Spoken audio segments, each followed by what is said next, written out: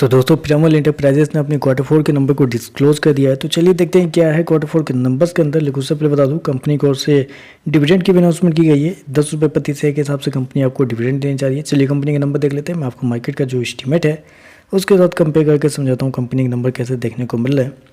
पिछले क्वार्टर में कंपनी ने 2475 करोड़ के आसपास का रेवेन्यू जनरेट किया था ऑपरेशन के थ्रू। पिछले साल 2131 करोड़, जबकि अभी देखें तो बढ़ के 2473 करोड़ कंपनी का जो रेवेन्यू है वो आपको जाता हुआ देखना। तो साल दर साल देखें तो साल दर साल कंपनी के रेवेन्यू के अंदर ऑलमोस्ट बोल सकते हैं आप 16% के आसपास की तेजी आपको देखने को मिल रही है। वहीं अगर क्वार्टर जाते हैं तो क्वार्टर कंपनी का रेवेन्यू ऑलमोस्ट फ्लैट आपको देखने को मिला। तो साल दर साल देखें तो एक अच्छी खासी तेजी है, लेकिन क्वार्टर जाते हैं तो क्वार्टर कंपनी का रेवेन्यू फ्लैट देखने को मिल रहा है। मैं आपको बता दूं कंपनी ने शो कितना किया है, 2473 करोड़ के आसपास का रेवेन्यू कंपनी इस क्वार्टर में शो किया, जबकि मार्केट का अनुमान था इस क्वार्टर में कंपनी के रेवेन्यू को लेकर 2550 करोड़ के आसपास। तो आप कर सकते हैं मार्केट के अनुमान से अभी भी देखें तो कंपनी का रेवेन्यू आपको कम देखने को मिल रहा है। चलिए कंपनी के खर्चे क्या है वो देख लेते हैं। तो देखिए पिछले क्वार्टर की बात करें तो पिछले क्वार्टर में कंपनी 2414 करोड़ खर्च किए थे, पिछले साल 2349 करोड़, जबकि अभी देखें तो कंपनी खर्चे 4719 करोड़ के आसपास आपको देखने मिले। तो कंपनी के खर्चे देखें तो कंपनी के खर्चे बहुत ज़्यादा इस क्वार्टर में देखने को मिले, बहुत ज़्यादा है। मतलब ऐसे कैसे कैसे बढ़ गया इतना ज़्यादा। तो देखिए पिछले क्वार्टर में इस क्वार्टर में कंपनी को थोड़े बहुत एडजस्टमेंट करने पड़े हैं, जैसे कि आप देख ले derecognition of financial instrument under amortise cost category. यहाँ पे अगर देखते हैं आप तो पिछले क्वार्टर में कंपनी ने 452 करोड़ खर्च किए थे, जबकि अभी देखें तो 1547 करोड़ कंपनी ने खर्च किया है। तो आप कह सकते हैं कि यहाँ पे देखें तो क्वार्टर 3 गुना कंपनी का ये जो एक्सपेंस है वो आपको बढ़ता हुआ देखने को मिला है।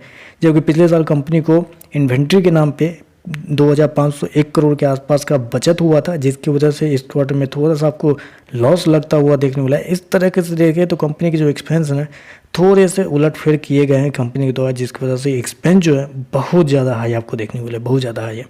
चलिए कंपनी का नेट प्रॉफिट लॉस क्या निकलता है वो देखते हैं। तो देखिए पिछले क्वार्टर में कंपनी लॉस में आपको डील करती हुई देखने को मिली थी 2377 करोड़ के आसपास। पिछले साल 195 करोड़ के लॉस में थी, जबकि अभी देखें तो 137 करोड़ के लॉस में कंपनी आपको जाती हुई देखने को मिली। तो यहाँ पे एक और एडजस्टमेंट है। एडजस्टमेंट क्या है, कंपनी का एक्सेप्शनल आइटम देखते हैं। तो पिछले क्वार्टर में क्या हुआ था, कंपनी को एक्सेप्शनल आइटम के थ्रू 3539 करोड़ का नुकसान उठाना पड़ा था। कंपनी को 3539 करोड़ का लॉस लगा था एक्सेप्शनल आइटम में, जबकि इस क्वार्टर में देखें तो कंपनी को 1517 करोड़ का फायदा हुआ है। मतलब यहाँ पे अलग अलग तरीके से कंपनी के बैलेंस शीट को तोड़ा मरोड़ा गया है। सारा कुछ हटा देते हैं, टैक्स को हटा देते हैं, कंपनी के एक्सेप्शनल आइटम को हटा देते हैं, कंपनी के ऑपरेटिंग प्रॉफिट को देख लेते हैं। तो ऑपरेटिंग प्रॉफिट पिछले क्वार्टर में 131 करोड़ का प्रॉफिट था कंपनी को, पिछले साल 206 करोड़ का लॉस, जबकि अभी देखें तो कंपनी का जो लॉस है 2190 करोड़ के आसपास आपको देखने मिले। तो कंपनी का लॉस देखे साल दर साल 10 गुना कंपनी का लॉस आपको बढ़ता हुआ देखने को मिला है, जबकि क्वार्टर कंपनी मुनाफे से आपको घाटे में आपको जाते हुए देखने मिले। यही एक वजह है कि आज शेयर के अंदर पूरा दिन प्रेशर आपको देखने मिला, 3 से 4% के आसपास की गिरावट देखने को मिली है, क्योंकि ऑलरेडी बड़े प्लेयर को पता चल जाता है कि कंपनी के नंबर कैसे आने वाले हैं। ईपीएस देखिए 105 रुपये माइनस का पिछले क्वार्टर में था, पिछले साल माइनस का 8 रुपये, अभी देखें तो 6 रुपये के आसपास है। तो ईपीएस बेसिकली नेट प्रॉफिट के ऊपर कैलकुलेट किया जाता है, और नेट प्रॉफिट के अंदर आपको पता ही है कि टैक्स, एक्सेप्शनल आइटम सारा कुछ इंक्लूड कर दिया जाता है। तो इस वजह से देखें तो मेरे हिसाब से ये जो नंबर कंपनी के द्वारा दिए गए किसी भी एंगल से अच्छे नहीं लग रहे हैं। हालांकि मार्केट उम्मीद कर रहा था कि इस क्वार्टर में कंपनी प्रॉफिट में होगी। अब प्रॉफिट तो छोड़ दीजिए, कंपनी यहाँ 2200 करोड़ के लॉस में डील करते हुए देखने को मिलेगी। तो देखते हैं मार्केट कैसे एड करेगा, लेकिन ओवरऑल देखें तो मेरे हिसाब से थोड़े से नहीं, बहुत ज़्यादा कमजोर कंपनी के नंबर देखने को मिल रहे हैं। तो चलिए बस आज के लिए बस इतना ही। वीडियो पसंद आए तो लाइक कीजिएगा, साथ में साथ चैनल को सब्सक्राइब जरूर कीजिएगा।